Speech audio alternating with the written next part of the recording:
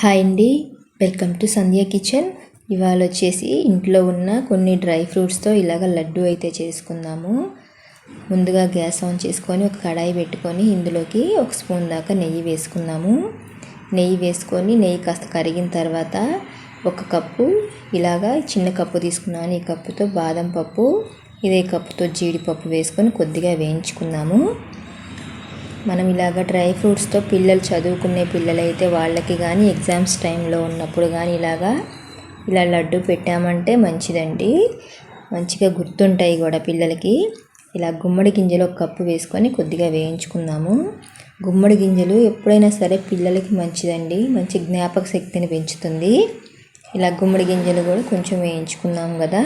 ఇప్పుడు gas off చేసుకొని ఒక ప్లేట్లో పెట్టుకుందాము. మనం ఏ కప్పుతో జీడిపప్పులు తీసుకున్నామో అదే కప్పుతో 2 కప్పుల దాకా ఖర్జూరాలు తీసుకున్నాము. ఇందులో గింజలు తీసేసి ఇవన్నీ మనం మిక్సీ పట్టేసుకోవాలి. స్వీట్కి తగ్గట్టు 2 కప్పులు అయితే సరిపోతుంది ఖర్జూరాలు.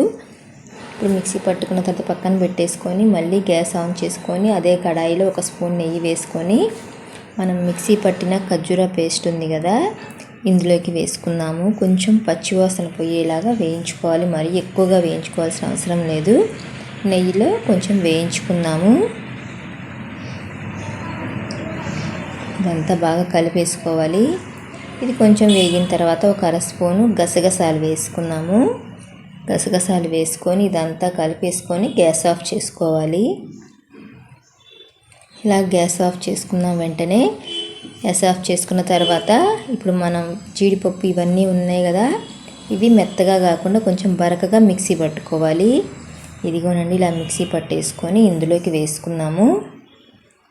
ఇది వేడి మీద ఉంటుందండి. వేడి ఆరిన తర్వాత చేతితో కలుపుకోవాలి, అప్పుడే మనకి ఉండల్లాగా చేసుకోవచ్చు.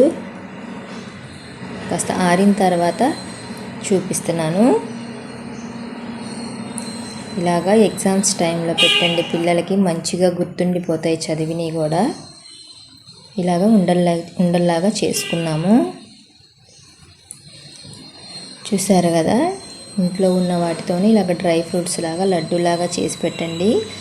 మెయిన్ గుమ్మడి గింజలు బాదం పప్పు అయితే పెట్టండి, మంచిగా గుర్తుంటాయి.